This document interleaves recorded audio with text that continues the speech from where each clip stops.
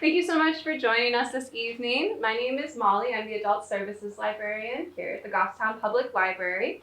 And I'm so excited that you're here tonight. We're thrilled to spotlight The Damage Done, the latest novel by local author Tony Tremblay. It explores the world of supernatural horror and dark fiction. So we're so excited to have you here tonight. Thank you. So set in Goffstown, The Damage Done is a gripping tale of supernatural forces in Korean folklore. When high school student Chao Li is pushed beyond her breaking point, the results are catastrophic, unleashing a series of gruesome deaths that baffle the local police. Captain Pendleton, new to the force, must unravel the mystery of Choi's involvement while confronting forces beyond his understanding. It's a chilling exploration of control, loss, and the devastating consequences of the unknown. So Tony Tremblay, who many of you know, is a local author from Goffstown, and he's a Bram Stoker Award-nominated writer.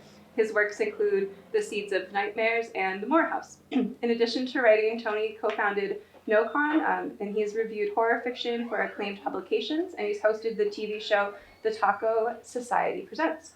And joining Tony is Christopher Golden, a New York Times bestselling and two-time Bram Stoker award-winning author.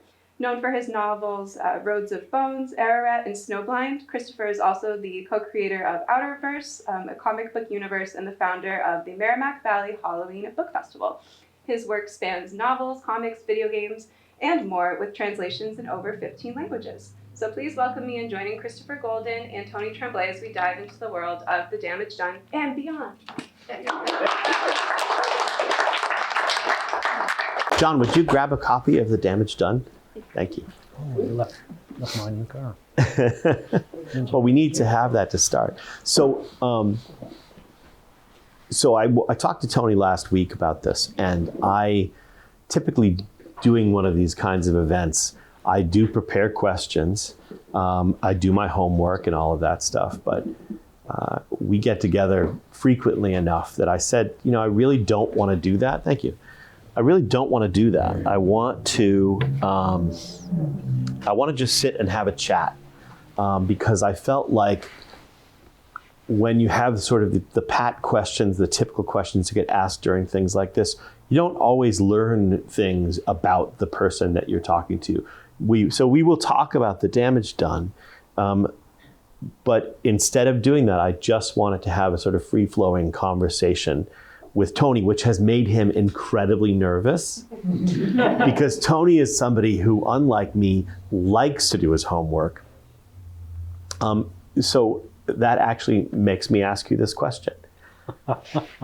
When you were a kid, were you a kid who was studious and did your homework, or were you a kid who went home and watched monster movies and read books and all that stuff instead of, were you responsible when you were a kid?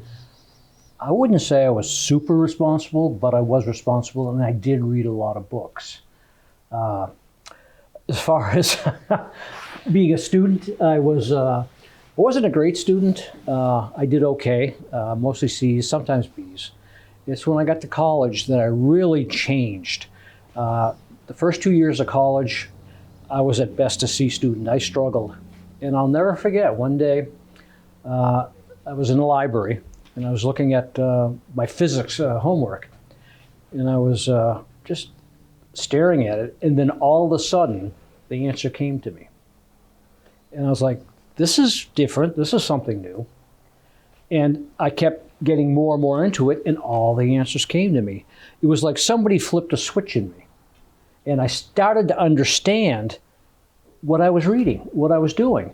I still only got like a B in class, but on a bell curve, I was at the top. So that made me very happy. But it came out of nowhere, and that stayed with me for some reason. I was always able to adapt, to learn how to write, for instance, normally how to do research and preparation for things like this.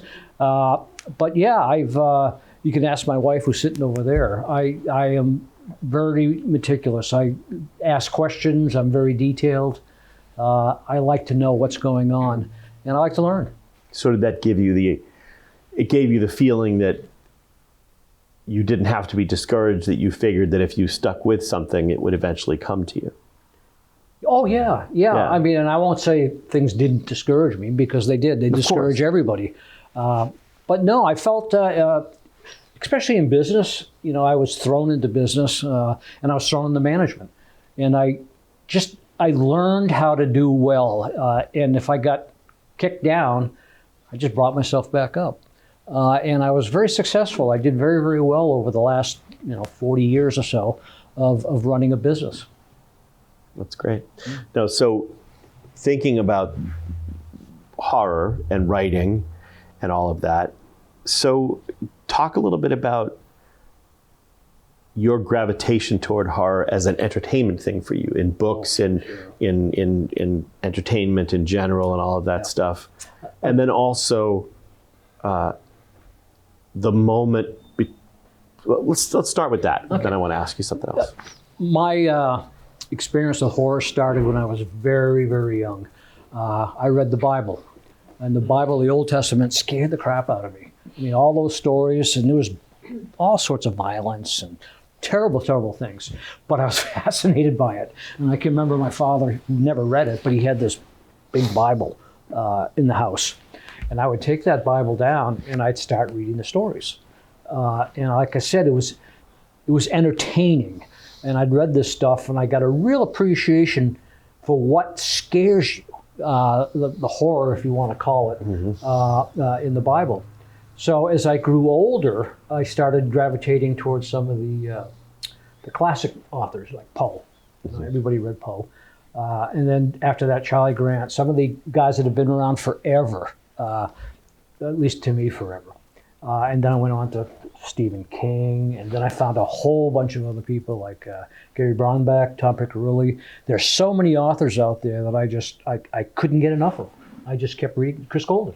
I just kept reading and reading. But when you were a kid, so there's something between the Bible and Stephen King, right? By the way, I should say my first demon story, hey guys, my first horror story like that is Jesus casting the demons out of the possessed man into the pigs and having the pigs drown. Yeah. But there must be something in between, right? I mean, you had even movies or anything that made you perk up. I always loved movies. Way back when they had all the black and white movies from the 50s that they play downtown, I'd go to those, and they cost maybe a quarter back then, or a nickel or a dime. I can't even remember. Right. But I'd go, and if you live in Manchester, there were the old movie houses like the Rex and the State Theater.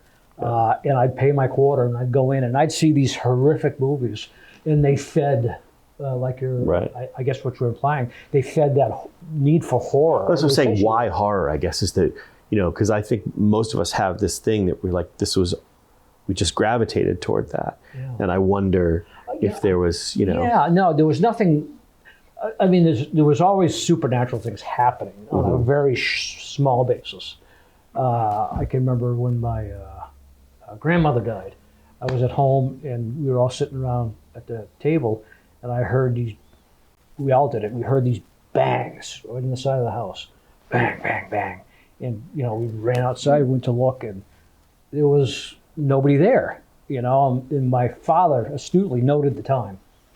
And about half hour later, we got a phone call that our grandmother died.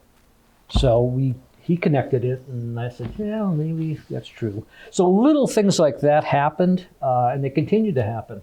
And I've written about this before, but I can remember going to a friend's house.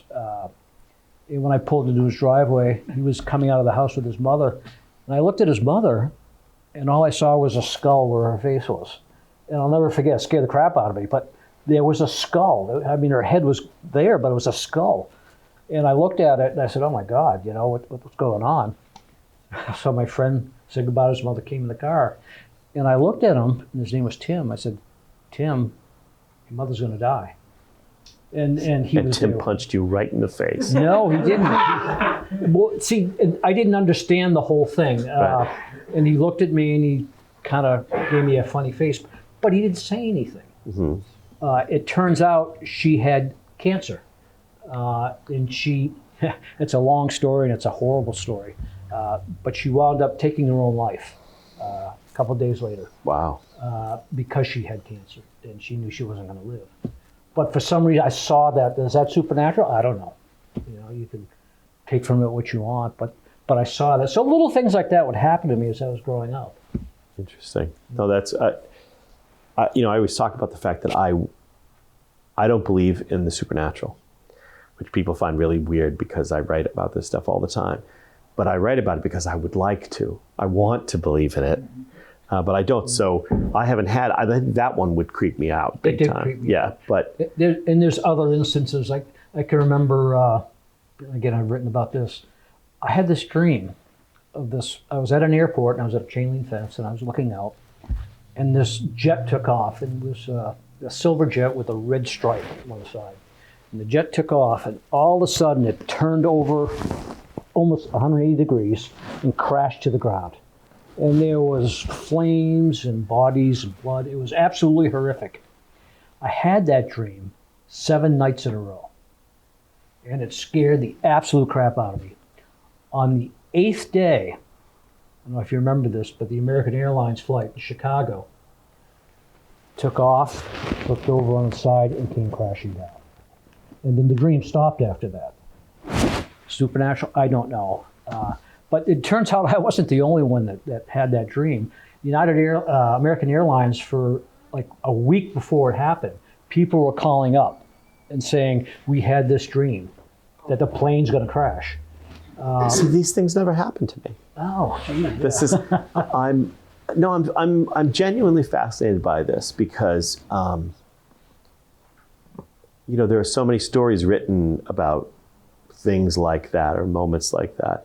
So is there connective tissue between, like, were you interested in horror fiction and, in books and movies and things like that prior to that weird stuff happening in your life? Or do you think that you were seeking, you were, okay. Yeah. So I wondered if you see, because I find horror, and I guess we'll talk about this too, but I find horror in many ways, particularly in novels and stuff, weirdly a sort of hopeful genre. Because you're taking all this horrible stuff and you're confronting it, which we so often can't do in real life. But in a story you can, and a lot of times, particularly in a novel, you get to the end. So as a writer, and I want to come back to writing in a second, but as a writer, when you dive in and you're writing, what does it give you? What does it do for you? Well, I like to write what scares me. People say write what you know. I don't write what I know. I write what scares me. So all my books prior to The Damage Done scared me. And as I was writing, I'm what's called a pantser. I don't sit down. I don't write a huge plot. I just start writing. Sometimes I won't even have an idea. I can remember one short story. I said I knew I had to write a short story, something new. So that's what I wrote on the screen, something new, and then I wrote the story. And the story turned out great. And I got all sorts of accolades for it. But yeah, I get scared, and I like to be scared. I enjoy that feeling.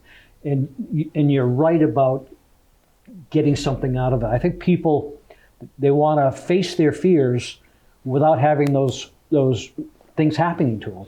We all sit there, we watch movies or we read books. And we think, oh my God, if that ever happened to me, I'd die. Well, this is a way for it to happen to you without you dying. You just read it, you get what you can out of it. And if it scares you, the writer, or in my case, me, has done his job. But if I'm not scared, or if I'm not thrilled, or if I'm not excited by it, I'll toss it away, I'll throw it away. I just won't continue with it. But I think as a writer, if what you're reading doesn't affect you, it's not going to affect the reader. I keep skipping this question, and I promise I will come back to it. But, I just want to say to people that Tony is one of my favorite movie partners because no one jumps in their seat more than Tony Tremblay at a horror movie. He is riveted. He's on the edge of his seat, and he jumps, and so you're so invested in the things that scare you, and I love that emotional investment And I think you bring that a lot of times in what you're writing, in passing it along to the people who are reading it. So that's just a commentary. The question I was going to ask you is, I think we go from being the receivers of stories to the tellers of stories at some point, right? I mean, you continue to be fans always. I mean, I'm consuming stories of all kinds constantly. But at some point, if you're a writer, it's occurred to you, oh, I could do that, or I'd like to do that. Do you remember when that happened? And if you don't remember it, yeah. Two things come to mind. The first was when I was in high school, I took a creative writing class. And teacher said, write whatever you want, whatever story you want. Always a terrible mistake. So I said, I'm going to write a scary story. And I did. And I got an A. I mean, the teacher loved the story. If I look back at it now, I'd probably laugh. But that really gave me a taste for, geez, can I write something scary? And I never really pursued it because I was working. I was busy as I was growing up. I got married, had kids, and worked. So it was something that I just never had the time to do. And finally, I said, you know what? And I'll talk about these people later, but somebody convinced me that I should write a novel. And I did. I wrote the novel. I did it very badly because I'd never written a novel before. I don't think I'd even written a short story. But I wrote it, and the feedback I got from the people who read it, again, encouraged me. I said, yeah, I think I want to do this. And then I joined a group called Horror World, which was a website. And I kept trying to write, and I kept writing little things for Horror World. And that's a real long story, but in essence, I wrote a short story and it got published. And then I wrote some small things in the site itself. And Tom Piccirilli, who you may or may not know, came on Horror World one day and he said, Tony, you're ready to write a novel. And that just got to me. And I just said, oh my God, Tom Piccirilli thinks I can write a novel. That's a huge vote of confidence. It was, and that's when I started writing. Yeah. So if you love what Tony does, you can thank the late Tom Piccirilli. If you hate what Tony does, you can blame him. No, I think we all need that person, the person who not gives you permission, but sort of says, hey, you can do this. Who was yours? We were talking earlier, and it wasn't a person at that time, although I had great professors in college. For me, it was reading. I was reading a novel. I had written some short stories, not good at all.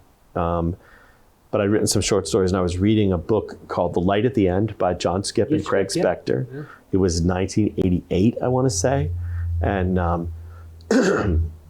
because of the tone, it was very sort of very action-oriented, and the dialogue amongst the characters, they were all sort of young, in New York City characters who were having a certain kind of interaction, very sort of, there's a lot of sarcasm in the book, and the characters were very sarcastic to each other. Mm-hmm. And that was the first time reading that I thought, I could do this. That was the very first time I had that. I had tried to read, that would be writing a novel. I thought, I could actually do this.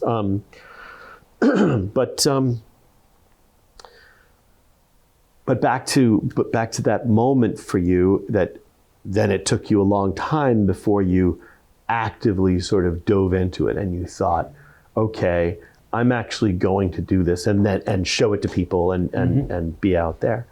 And I know that you were an observer for a long time. I was a reviewer too. Yeah, a reviewer for a long time too, which of course, moving from reviewing books to writing them, because sometimes you don't make friends when you're reviewing the books. It's a different ball game.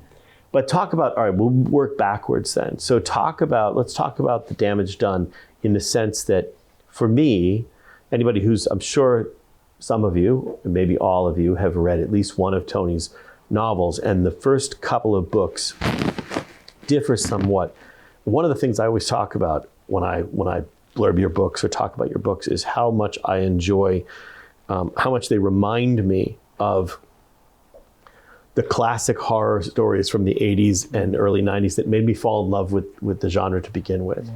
And the kinds of characters and the kinds of friendships and interactions that the characters have. But it felt to me when you moved to do The Damage Done that you thought, well, I did that, and I want to do something a little bit different. Exactly right. And so talk about that decision, and then a little bit about what the book is about. To get to your first point, one of the things I wanted to do with The Damage Done is I was influenced heavily by a book you wrote called Snowblind. And Snowblind, which is my favorite Christopher Golden book, but it's got a large cast of characters. It happens pretty well in a secluded area, a town, which you grew up in, I guess. And I just love that dynamic between all the different characters in the book and how it all comes together at the end. And that really affected me when I read the book. And I said, you know, I'm going to try to write something with a large cast of characters, like Snowblind. You know, I didn't copy anything, but I just loved that whole theme. And I did. To get to The Damage Done, Damage Done started out as a novel 15 years ago. It was the first thing I ever wrote, a long piece I ever wrote. I wrote it, and I didn't know what I was doing. But I had a friend, her name was Donna Gruden, and there was another friend of hers who kept pushing me to write, keep writing. You got to write a book, you got to write a book, you got to write a book. So I did. I started a book called The Tavern. And I was writing this thing, and I got 3 chapters in, and I said, wow, this is pretty good. And I kept writing, and she kept saying, send me the chapters, send me the chapters. So what I wound up doing is rushing it. And I kept rushing this thing and getting out to her, and she loved everything. And her friend Ruthie was also trying to get me to hurry up and do this. But what I didn't know is I told Donna, don't show this to anybody. Don't show it to anybody. Well, she showed it to Ruthie. And then Ruthie was like pretending not to know, but she really wanted me to finish this too. So I finished this book, and they raved about it. So I said, you know what? I'm going to see if I can send this out to somebody. So I sent it out to Cemetery Dance. And they rejected it, and rightfully so. But they encouraged me. They said, you know, this is good. Maybe you should send it somewhere else. So I sent it to another publisher. That publisher came back and said, this is a really silly idea. You know, we're going to pass on it. It's not something that, you know, we think anybody would enjoy. I mean, it was really kind of derogatory. And my heart was crushed. I mean, I was like, oh my God, I can't believe, you know, that they didn't like it, and they thought it was silly, the plot. So I trunked it. Come to within the last 2 years, and I needed to write another novel. Again, I wanted this sprawling type thing. I said, you know, I like the idea of The Tavern. I think I'm going to just resurrect, not the book, but the idea, and start writing a new book about The Tavern. And then it didn't have a name then, but I started writing it, and it just kind of flowed. It just, everything came together, and I had enough characters in it to appease me. And I thought readers like yourselves would say, oh yeah, that's great. There's so many characters. How the hell is he going to tie this up at the end? But I did. And I think, for those who read it, that I did a pretty good job. And we'll see what happens next. Well, if you haven't read it, it's for sale tonight. No, you know, it's, you'll have to tell me later who the publisher was that said that. I will tell you later. Yeah. I think it's really interesting because I love people who go the extra mile to say, well, this isn't for us, but here are some critical, you know, supportively critical thoughts or recommendations or places you could go or ways to improve it. But people who go the extra mile in the opposite direction, you just wonder what is that about? Like, what's the story going on in your life that caused you to took it out of me? Right. Well, that caused you to feel that. I had it. If I can digress for a second, I wrote a novel and I was really happy with it, and I sent it to a legend, not Stephen King, to ask if they would read it, to potentially blurb it. And eventually I received a note saying, well, I'm not going to blurb it because I don't think it's worth it. And here are all my notes about all the things you did wrong and the things you should change and what you should do. And I panicked, and I called my agent and I called my editor. I said, you've got to give me more time. I've got to do a rewrite on this book. And I started to read through it, and I made a couple of notes, and I might have tweaked one sentence but this was a major rewrite this person was recommending.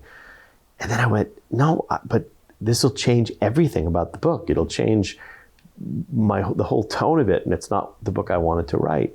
And so eventually I just kind of skipped it and just deleted the email, even though it had upset me so much.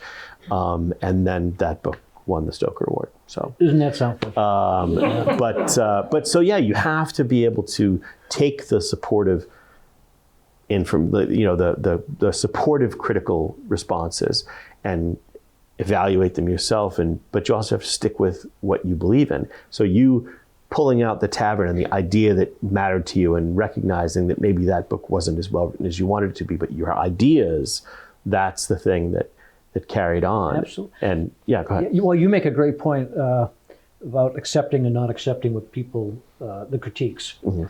When I sent, John McElveen's my publisher, by the way, as well as Chris's publisher. Blame him. No, And an excellent writer in his own right. And he is. And he graciously accepted my first novel to be published. And he sent it out to an editor. And the editor was a very, very good editor. But the editor came back with one comment that really bothered me. It said, well, if you know the Morehouse, it's a story about three nuns. And I have a bit of backstory about the three nuns. And the editor said, I'd get rid of all the backstory of the three nuns. You don't need it. I'm thinking, don't need it. It's about a third of the book. It's the heart of the book. And, and I talked to John. I can remember we were eating lunch one day. I said, John, I am not going to delete the backstory on the nuns. It's the heart of the book. John said, well, you don't have to. He says, it's your book. And thank God I didn't. And I kept it in there. So, yeah, I mean, you take what you got and, make your own decisions. Yeah, for sure. I also want to talk about your instincts as a writer and how they evolve over time. Because I loved this book. I think it's the best of the three novels. Thank you. But I think my favorite thing of yours that I've read is still the story that is the beginning, at least, of one of the novellas that you have in your next book, yeah. which started out as a very non-horrific, very human story about a relationship. And I think it showed a sort of evolution for you as a storyteller where you're not relying on, because I think a lot of times when we're starting to write novels and stuff like that, there's a lot of bombast, there's a lot of, I do it myself still, our late friend Rick Howdle used to always say, if you run into a problem in the book, you roll a grenade under the door, or throw a punch or draw a gun was his thing. But then I think when you get to the point where you start to get a little bit more confident, you start to be more curious about the human interactions of the characters, which I think this book really shows, and I think that story really shows. So I'm curious if you talk a little bit more about character in this book, and also kind of give a preview of that next book as well. Yeah, character is very important to me, as well as atmosphere. Those two themes are everything to me when I'm writing. And I used to do it, and I still do. But I would sometimes, when I wrote a story, I would just write 2 or 3 paragraphs in atmosphere, just to have it, just so I could get into it. And then I'd throw them out, and I'd write the story. But it was a way of me getting into the atmosphere of the story. and it's funny because you talk about the new book, the new story. There's 4 novellas coming out, and they're all about 22,000 words. And there is a marked change in at least 3 of those novellas. And again, I have to point to you. I can remember sitting with Chris, and it must have been maybe a year, maybe 2 years ago, and we had this discussion, and I said, Chris, I want to write something that I think is meaningful. Not literary, but I would love it to be literary. But, something that just tugs at your heart, that means something, not just bombast, to use your word. So when I wrote stories like Orange Eyes, which is in the new novella, and The Cabin on the Mountain, which is the one you're talking about, they have a feel or a heart to them that most of my other work doesn't. Or doesn't have as much. Yeah. So I guess I got to look at you as somebody that really made me think about it. Because you told me, you came back and said, Tony, I feel the same way. That's something I want to do. I want to make something meaningful more than just entertainment. Again, and that's where the new stories come from. Yeah, I feel like the greatest compliment a writer can ever receive is if somebody reads something you wrote and tells you that it made them cry. Because look, at the end of the day, I honestly feel like I've written a lot of different genres, and you're playing with other things now too, but I think horror is the most emotional. It has the ability to get, so there might be all kinds of other stuff in the story, but at the fundamental level of these kinds of stories, it's about like human existence and the struggles that we're having, and we live in a terrifying world right now, which is one of the reasons horror is so popular at the moment. It's empathy. You gotta have some sort of empathy. Yeah, isn't it interesting that in our experience that horror people tend to be the most empathetic? Oh, absolutely. It's Sandy, who's in my writers group. Yeah. We talk about this romance versus horror. Horror does bring out, or should, if it's done right, empathetic feelings towards people. If somebody's going to die, if you don't give a crap about them, it doesn't really mean anything. It's just another, senseless death. But if you care for these people, it hits you. It hits you hard. And a writer's job is to make you care for those people before you kill them.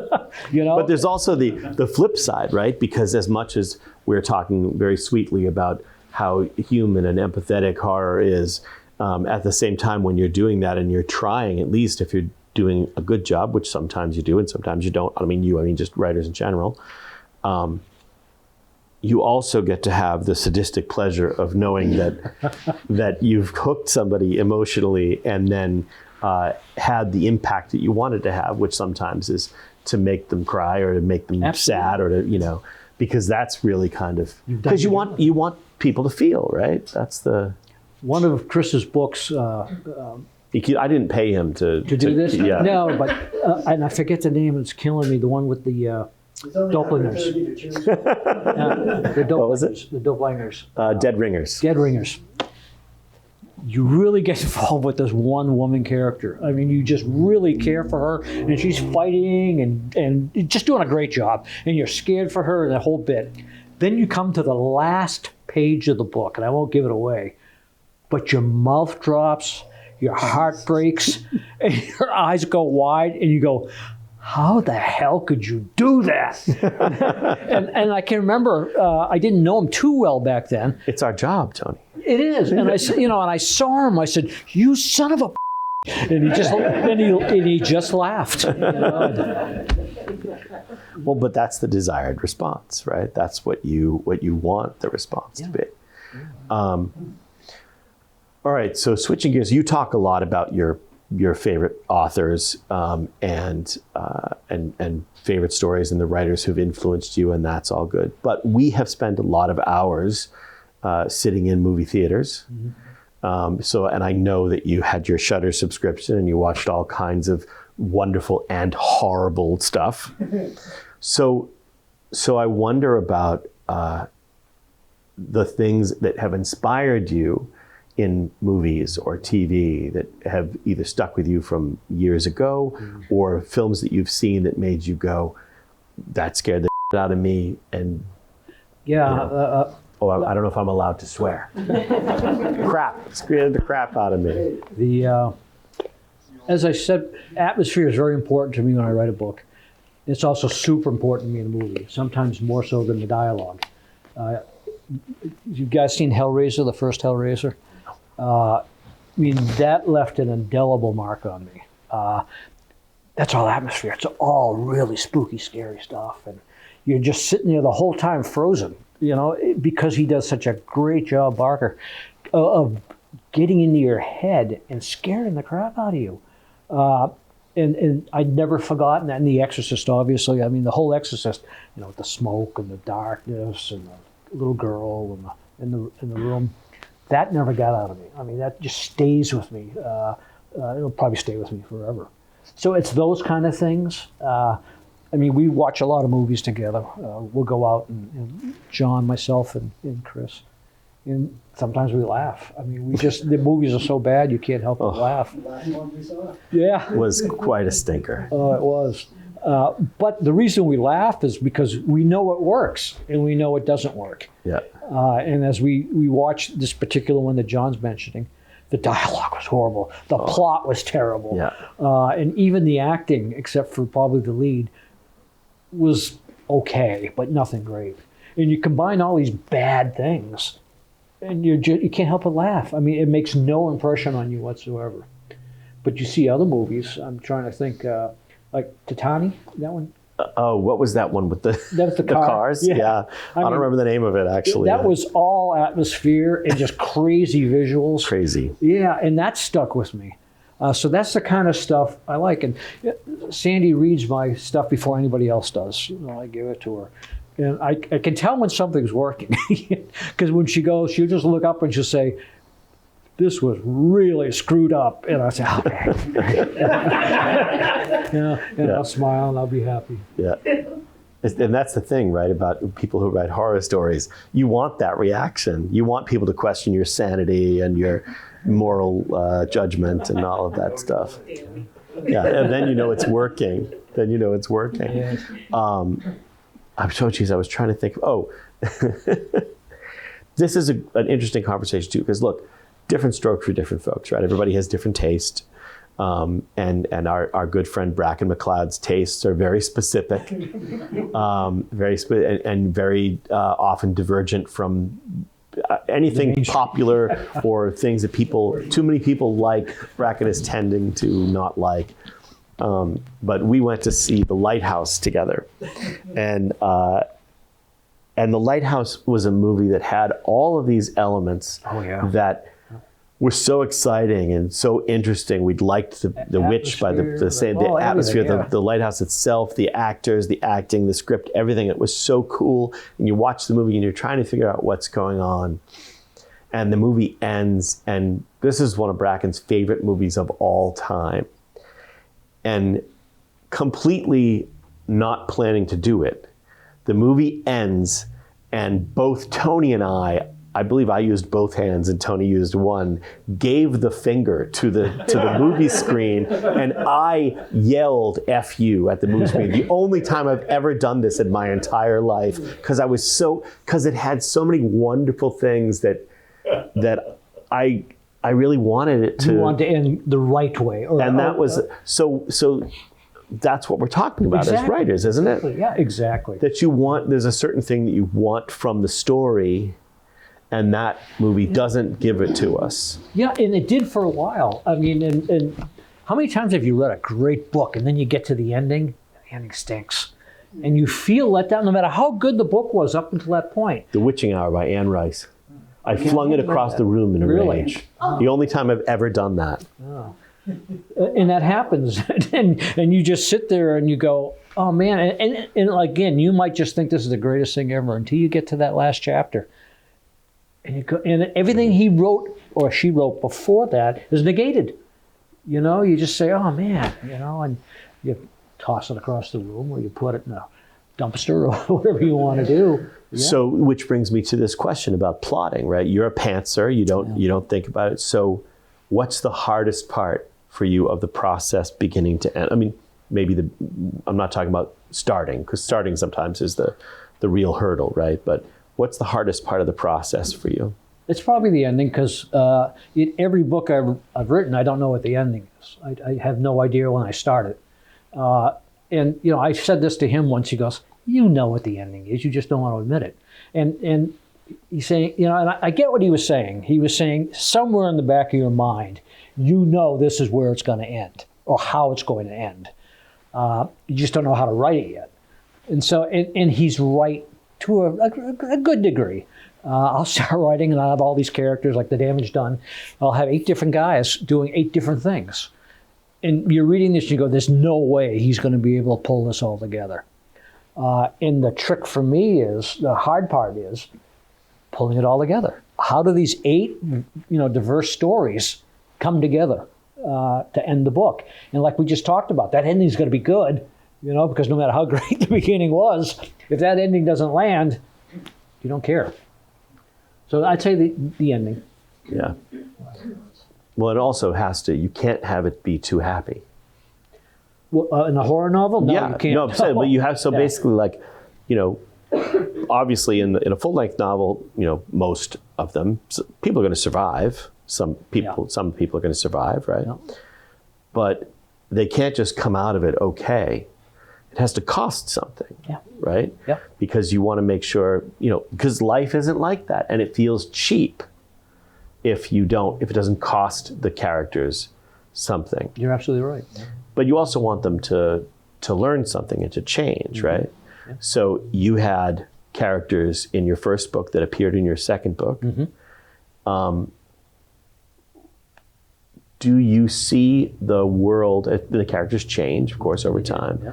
Do you see further books where you're going to end up with sort of Tony Tremblay's Castle Rock, where you have characters who are reappearing and all of this stuff? And that's it's a question I struggle with, because I do want to move on.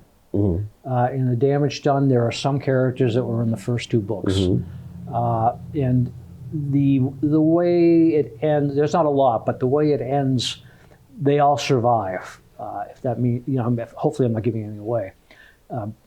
They don't survive in a good way, but they survive. Maybe they shouldn't. Maybe they'd rather not have. Yeah. But I keep thinking, am I done with this? Is this okay to leave for a while? And you look at Straub and King and all these guys. They eventually come back to some of their older characters. I can envision myself doing that later on. Mm-hmm. The next book I'm writing is not, it's going to be totally different. I don't know what it's going to be yet, but I think it's going to be totally different. So, but yeah, maybe in the future I'll come back to the pawn shop owner, who's probably my favorite character. Then you got Rex. Rex is a lot of people write me about Rex. No, Rex is a great character. Yeah, they're great characters, and my thing is, I'm reading those books, and this is not a spoiler if you haven't read the books. It doesn't matter, but when you do read them, my favorite thing about those characters is I think this pawn shop could be anywhere. It is sometimes. No, that's what I'm saying. It's like so there could be a story set on Mars. There could be a story set in Russia or wherever you want, and it could be these characters getting involved in this other story. Not that I, obviously I do want you to go and spread your wings and do other things. But if you come back to them, I'd love to see it happen in an environment that would be completely different, which deepens the sort of mythology. Because I keep asking myself, who are these guys, and what's their story, and I don't ever actually want you to tell their story. And I don't. But I'd like to see them, like in other environments. The closest I've come to telling the backstory, the background on the pawn shop owner. That's the one everybody wants to know. Where did he come from? What did he do? Was in Do Not Weep for Me. There's a small section where he explains that he's been around for over 100 years. In The Damage Done, there's another very small section that talks about how old he is. And that's about all I really want to give. I don't want to give anything more because it takes the mystery out of it. It occurs to me literally right now as we're sitting here, I know one of your great influences and one of your favorite writers of all time is our late departed friend, James A. Moore, for whom the Moore House was named. And it occurs to me that the pawn shop owner and Rex are a bit like Jonathan Crowley. Not as characters, but the way that the sort of the mystery surrounding them and how they get involved in these kinds of things. Was that a purposeful thing, or is it just the influence? It was the influence. It wasn't. I realized the similarities when I started writing it. I don't think the characters are similar. No. But the role they play. Yes. Yeah. When I was writing it, I thought the same thing about Crowley. Yeah. Not that he was Crowley or close to him, but that's my Crowley, and that's what I was thinking. Yeah. Jim Moore probably had more effect on me than any other writer that I could name when I started writing and while I continue to write today. And he passed last year, and he was his best friend, and he was a great friend to me. And I miss him every day. I'm gonna take a liberty here, and I'm gonna suggest, and you can throw this away later, but I'm doing it. This is the kind of thing I would do to Tony when we're out to dinner. And this is on camera. But I'm gonna do it live instead, and I'm gonna take great liberty here and say that I'm sure that Tessa Moore would not object. I think that you should write a novella with the pawn shop owner and Rex and Crowley, like a crossover. And I know that Jim would have approved, and I'm sure. Anyway, so I'm just throwing the gauntlet down on that, and see, there you go. So so there's one sale right there, two sales. I did that once with Gerard Horner and his Max character. He literally one day he emails me and he says, "I want to write a novella with you." I said, "Okay." And he said, "And it's got to be done in 2 weeks." Why? And he explained what he wanted. And I was at that computer constantly writing and sending stuff to him. And he was sending stuff back to me, and I was sending stuff back to him. Was this just Gerard wanting you to do his homework? No. This sounds like... No, because I probably wrote close to 10,000 words, and he wrote at least 15. I mean, he outwrote me. But it was so much fun getting into somebody else's world and taking their characters and working with them. I just had a hell of a time, a great time. And he paid well, too. So, yeah, it was a good That's time. always nice. Yeah, it was a good time. It's always nice. Yeah. Let me ask you a couple questions. Okay. Chris has got a new book called Soulless out, which is published by John McElveen, and it's a really good book. It's a zombie book, and he told me tonight, which I didn't realize, that it was marketed to young adults. Yeah, it was originally marketed, so it's a reprint of a book that's been out of print for a while, and I love this book. It's my one and only zombie story, my one and only zombie novel. And it was originally written for the teen market, but I didn't write it that way. I wrote it with, an ensemble of characters, some of whom, and the most important of whom, are teenagers or 20-ish, 19, 20. But it's definitely not, in my mind, a young adult book. It's for me, not only is it incredibly violent, but it is very purposely, for me, a book about how we think, about the world around us, and about how we treat each other. Especially for a teenager. I talked to Chris about this. There's three things in that book that I just had to talk to him about. The first was he gets into the mind of an 18-year-old girl, unbelievably so. And as an adult male, I read this, and I kept thinking, oh my God, this is how an 18-year-old girl would think. This is what she would do. And I asked him about it, and he goes, well, I couldn't write that today. I don't know if I could. Again, I wrote that, I don't remember what year it came out. We talked about this before, 2008.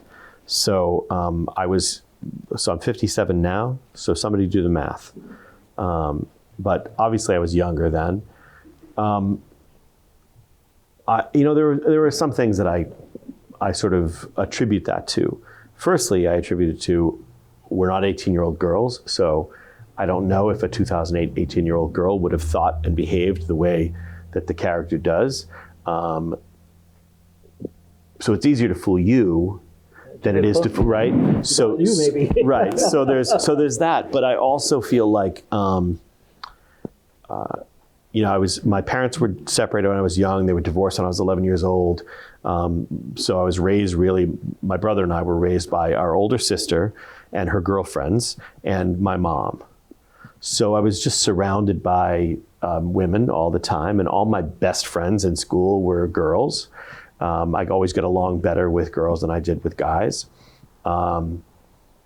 Because at that age, there's so much toxic masculinity. And now as an older person, the men that I surround myself with are not those guys.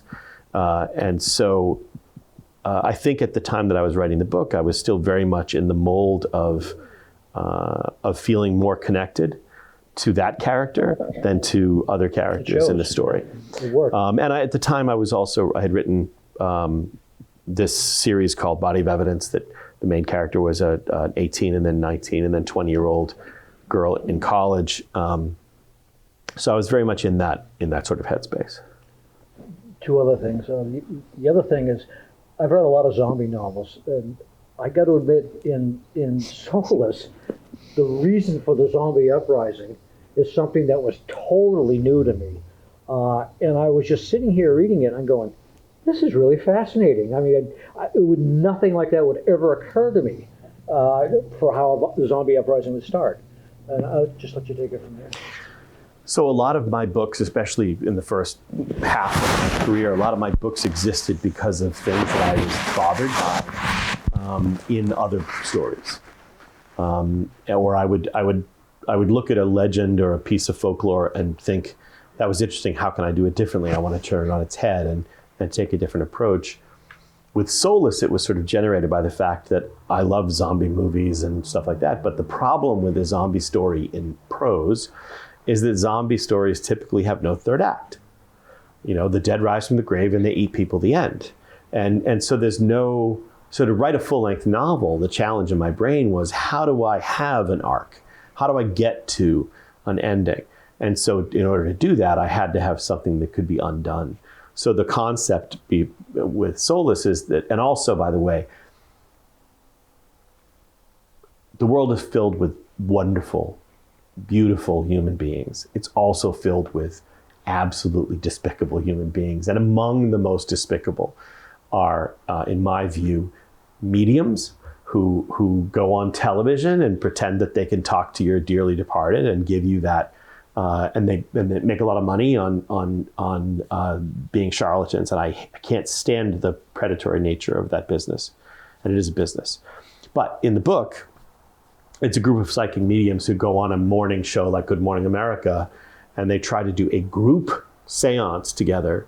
That their intention is that everybody within a certain radius of the studio, 100 miles or whatever, their hope is that they will be able to get you in contact with your dearly departed, that the spirits of the people you loved will be around you during the seance that they do for an hour on Good Morning America. But instead, once they begin, they're sort of locked together. They're all catatonic and their hands won't be separated because essentially what they've done is they've created a door. And so in an increasingly widening radius, it's not just the spirits that are coming back, it's that the dead are rising, but they're not rising as mindless zombies. The idea in the book is that the soul and the spirit are two different things, and the soul is this sort of spiritual piece that comes from God and has gone on to the afterlife, but the spirit, the memory, the personality, and all that stuff remains. And so the people who rise from the dead still have all the knowledge of who you are, but now they're hungry and they're mean. So basically they will do or say anything to hurt you in order to get you off your guard so they can eat you. Like I said, I read this and I was like, this is brilliant. You know? So I'd come back and I would lull John to sleep, and then I'd eat it. Yeah. And you'll see evidence of that tomorrow. Yeah, tomorrow on my Facebook, we'll post evidence of that. And the other thing, my wife's here, so I'll be very, very brief. You have a scene I'll tell the story. Go ahead. No, go ahead. with the baby in the car, Yeah. which totally, and I knew it was coming by the way he was writing. I said, oh my God, he's not going there. He's not going there. And you went there. Mm-hmm. And I was like, oh my gosh, I can't believe this. But you can. Well, the thing is, it's this sense of what I was just describing is in this book, at least, the sense of evil, right? One of the reasons I write horror is because I am horrified and I have this sense of the evil that's in the world, and horror, when I read it or experience it, gives me weirdly this hope that it can be combated, that I can confront it. But it also is fun to sort of think about, like, okay, if these things are the physical embodiment of the most evil, the combination of an unending, savage, cannibalistic hunger that they can't control, and the cunning that comes without the moral structure that has left them in the soul, means that they will do really cunning, horrible things to get what they want. And so in the scene that Tony's talking about, which I will spoil, the zombies have taken a zombie baby and put it in a car seat in the back of a car, and it's crying and crying and crying because they're trying to lure out the living. They used it as bait. Yeah, to as a trap. And for some reason that upset Tony. I don't know why that would bother him so much. One of the things I said earlier, write what scares you.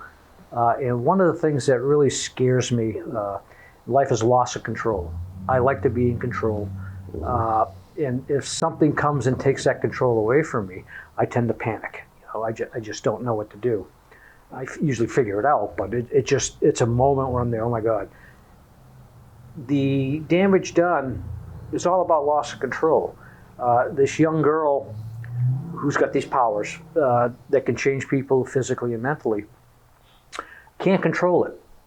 Whenever she gets emotional, these powers come out and they affect everybody around her. She can't stop it unless she goes unconscious or she's slapped out of it. And that loss of control for her is really damaging. I mean, it hurts people, it kills people. Later on, when something happens to her and this power is released, she has no control over this. The power is released into the tavern next door, and there's people in that tavern that are affected. All 8 of those people in the tavern that are affected lose control of what they are or who they are.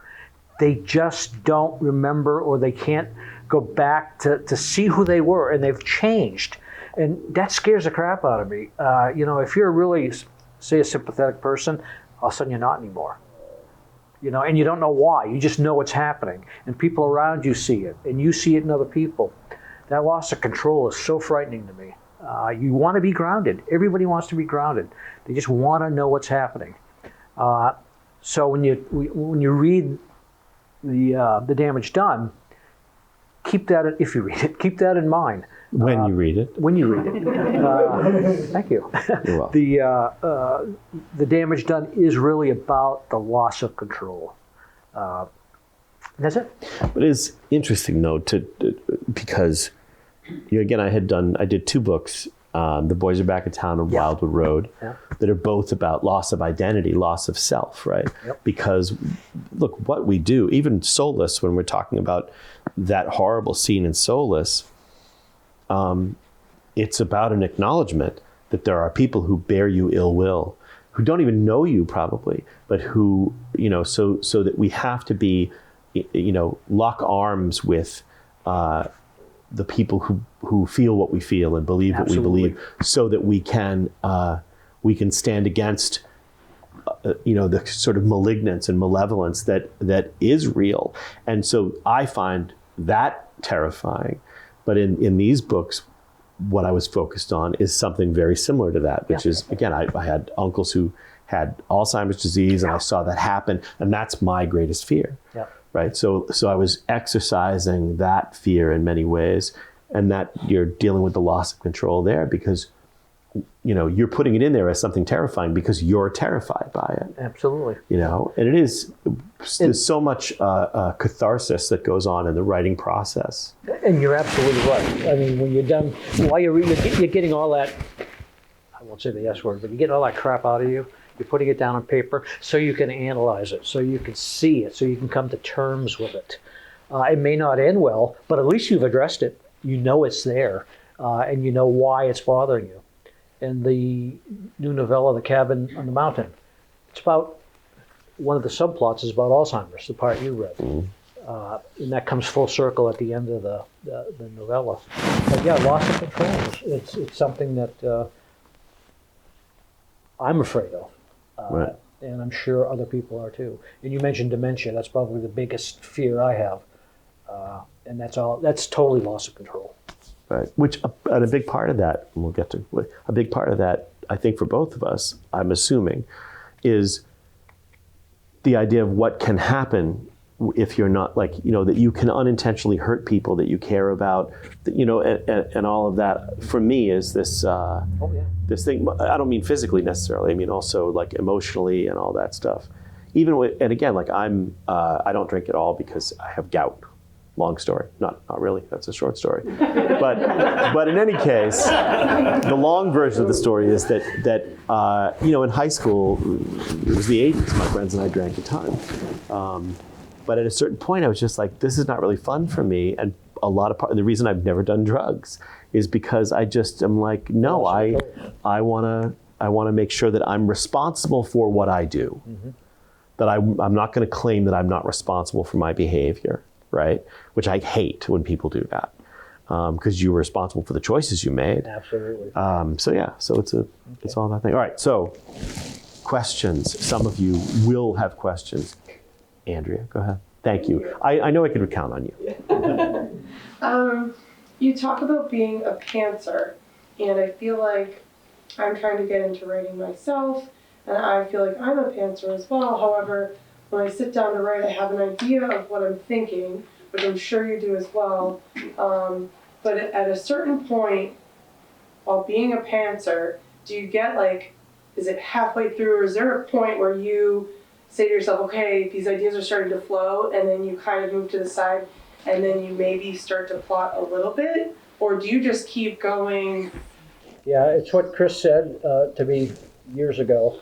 He said, you're a pantser, but you have an idea somewhere in the back of your mind how it's going to end or where it's going. And he was right, and I may pants write 3/4 of the book.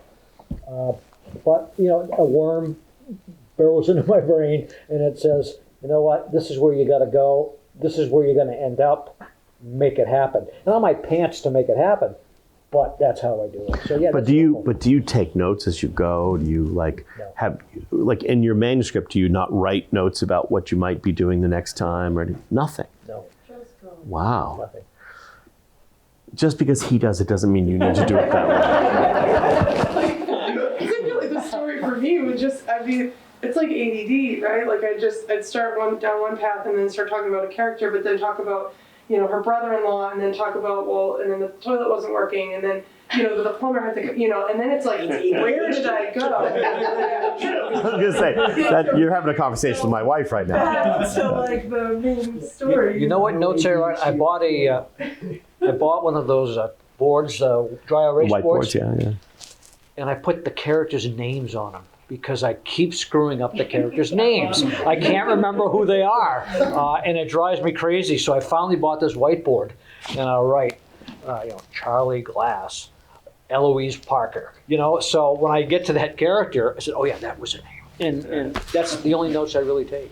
That new stuff that he brings to me and a couple of our writer friends, some of the things, like we'll go through and give him some advice and things, and a lot of it is, he was this name up here, but now he's this name over here. And it's like, oh. So what Sandy is saying is maybe you should take more notes. It's okay, we fix it for him. These states. So as a pantser, how much do you have to rewrite after you finally know what the ending is and you kind of muddle your way there? How much do you then have to go back and fix it to make it sharp? I fix it while I'm writing it. If I write something that I think, ooh, I gotta address this later on, I stop and I go back and I address it. So I'm always going back, always fixing it. I'm editing while I write.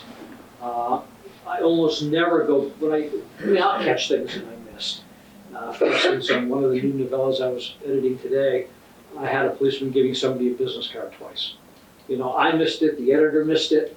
It's an easy thing to miss, but I caught it. I said, why is he giving her a business card? He just did, 2 paragraphs up. So, you go back and you change it. But yeah. He went back and the cop had a head injury, so the cop forgot that she'd already given the business card. Yeah. But yeah, I'm editing as I write. Yeah, that's interesting because I've heard others who basically say they muddle their way to the end and then they basically have to stop, pull it all apart, fit it all back together, but you're actually doing that as an ongoing. I would die if I had to go back and do it all over. It's like rewriting the book. Well, and I think the thing is every writer's journey is different through the book. I mean, Absolutely. there are people who have to write all the way to the end, take it all apart, put it all back together. That's how they write. Yeah. You write, you go, and it's like, oh, I better fix that, because you might get to the end and forget to go back and fix it. Yeah. Or when you have to go back and fix it, it's like, oh, this is so much work, I don't feel like doing this. Sandy's been proofing my work 10 years now. Probably. Yeah, it's been a long time. Been a while. So, Thank you for your service. exactly right. Somebody's got to do it. Choose somebody's. Mike? Excuse me. From a craft perspective, since this is the 3rd book in this universe and you've written countless other short stories and whatnot, have you grown as a writer in the craft that you're learned to do things differently, to tell the stories from from the craft perspective? I think I have.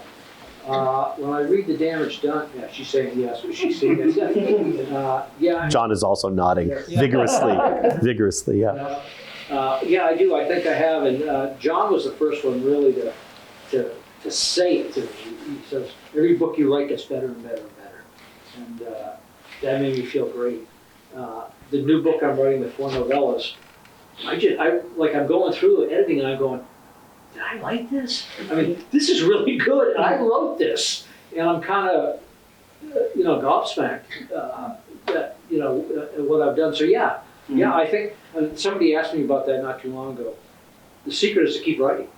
Keep writing. And give it to another, give it to somebody that gives you feedback so you can see where you screwed up, where you have to do better, and you can't help but get better. I have this image of elves coming into Tony's computer in the middle of the night, and Tony comes in the next day, hey, did I write that? That's excellent. I was reading a story that you haven't read, and I'm going, oh, this is really good. Did I really write this? It's been Paul. It's been Paul. Yeah, I'm a ghostwriter. The story's named Ghost. Matt? How did you decide you maybe couldn't get the tavern to where you wanted it? And how did you know that the idea was good enough that doing it a different way would get there? Was it craft related or was it? A lot of it was craft related. When I went back then, I didn't save anything, so it was all on paper. Manuscript was this thick. And I started reading it and I'm going, ugh, this is really kind of bad and it didn't make a lot of sense. For instance, I had dream sequences in it, and I hate dream sequences in them. I can't even believe I put it in there. And I said, there's too much wrong with this. But again, I like the idea. So yeah, I think when you keep writing and keep getting better, and you go back and you look at your early stuff, you see all not the mistakes maybe, but the immaturity. Is that a good word? That's a good word. Yeah, in the writing. And I saw it in the tavern. And I said, well, I know I can make this a much more mature novel. And I did. You know, I wrote it, and I think it came out okay. Does the negative feedback, I know that you said that you had some feedback you didn't like, and the same with you, Chris. I know that it might set you back and it might deter people that are just starting out from kind of continuing or whatnot, but how do you push forward through that, and what's the mindset that maybe you take with you when you're saying, oh, what do you take as constructive criticism, or like, wow, this is useless. I'll let you answer that because you've had a lot of experience in that. So look. Never listen to the people who love you.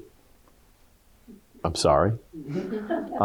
And never listen to the people who are those kinds of people who feel like they might be wanting to do the same thing and they're not having a lot of success doing it or whatever. This is it's sort of it's finding that balance, And I think I've said this before. Look, I have had, there was a review one time. I've had some wonderful reviews. There was a review one time that referred to me as one of the master fantasists of my generation. There was also a review one time that said, this book sucks donkeys. So. It wasn't me. Yeah. Both reviews by T.T. Zuma. No. If I want to believe that first one, I've also got to pay attention to that second one, right? And I'm never going to believe that first one. I don't have it in me to think that's true, which is actually helpful because then I can go, well, then I can take the other one with a grain of salt too, right?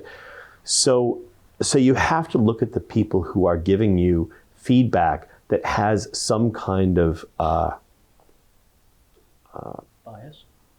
Well, no, I mean the opposite. I mean, you have to look at the people who are giving you some kind of feedback that feels like they're looking at the story itself and doing more than just saying, "Oh my God, this is great! I loved it so much," or "I didn't like it because I thought it was a fantasy story, but it turned out to be hard." I mean, it's just like it's so weird. People's responses to things are so strange. You have to look at the things that are going to be helpful to you. And if it's not helpful to you as a writer, it doesn't matter. It doesn't mean anything. So never listen to Matt is what I'm saying. No, but always listen to me. Yes. No, but you can't. I mean, every writer I know has imposter syndrome. Everybody. You're just trying to tell stories. You're just trying to tell stories to entertain people or that might make people feel or think something, right? And so at the end of the day, try to do that and try to do it as elegantly as you can. And I don't mean in flowery prose. I just mean as smoothly and cleanly as you can. Just tell your stories. The feedback from that guy who had the feedback to Tony is so obnoxious because if he really felt that way, he should have come back to Tony and said, look, this doesn't work at all.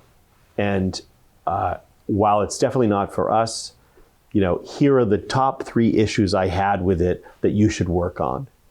So even if it was a really negative response, don't do that unless you're going to give him something that's going to help him. It's just so if people are giving you just, if people are giving you all good stuff, you have to ignore it. It's like when your professor wants to take off the highest and lowest scores to, at the end of the school year or whatever. Yeah. Everybody has, some people like opera, some people like heavy metal, and so you can... Not only that, but I mean, I know myself as a reader, I can pick up a book and read the first 20 or 30 pages and be like, ugh, this is not, no, I'm not digging this, and put it down. And sometimes I know, what, there may come a time when I'm in the mood for this, right? So you can't really, as John's saying, like they could read that same story or you could rewrite it in a very different way later, like Tony did. So sorry, I go on, That being but said, I've had negative reviews that had good information in it. yeah, Now, absolutely. Helpful Great, things, yeah. you know, things that you can actually use. Great. Like leave out the donkeys. Damn it. Yeah. I would advise when you do start writing, get an editor first before you publish it. They should, if they're good, they'll tell you what they think in an honest way. You don't have to accept it like I did with the Morehouse, but they'll give you an idea. And John was really nice when I sent him to Morehouse, and we were in a restaurant somewhere, and we were over. And he told me, he said, "Who's your protagonist? Who's this? What does this mean?" And he made me think. The answer satisfied him, but he made me think. Okay, well, maybe he's right. Maybe I should change this a little bit. Maybe I wasn't explicit enough in this paragraph or this theme or this chapter. But get an editor, get somebody that you trust, or even if you pay, to take a look at it. That way, when the negative reviews come in, at least you can feel satisfied that you did your best. Early on, before we had kids, my wife was my first reader. And the best thing that she did for me as a first reader is ask me questions. And so sometimes she would ask me a question, and I would, as John did, and I would explain I'd give her the answer and explain something, and she would say to me sometimes, that may be what you intend, but it's not in there, right? And so that actually is the one most constructive thing that she did for me as a first reader at that time, because if I'm not getting my idea across, then it's not working. So that kind of feedback is invaluable, you know. When I say editor, I'm including first reader, somebody different. It's not going to go out there and tell the world, how good or how bad you are. You just want to read and give you an honest opinion. And maybe a writer's group. I'm a huge proponent of a writer's group. I've been in mine for longer than Sandy has, I think about 15 years. And it was you or Bob the other day when we were sitting down and said, you've changed a lot in 15 years. You've really gotten good. And that made me feel great. But, it came from an unbiased opinion. I mean, she saw it and she was looking at it and making a judgment based on knowledge. She knew what she was talking about, and it made me feel good. And that's what an editor or hopefully a first reader does. They have some knowledge about what works and what doesn't work, and they can steer you in the right direction. And I love your comment about asking questions that you meant this, but that's not what came through. Right. Yeah, that's If the reader didn't get it, yeah, that's perfect. then your intention didn't go bear through, fruit. Yeah. Any others? All right. Tony, you were so nervous before because you like to do your homework. Are you satisfied now that you didn't have anything to be afraid of? I don't know. I'm still shaking. All right. Well, it's over, so you can. We do all right. Yeah. There you go. All right.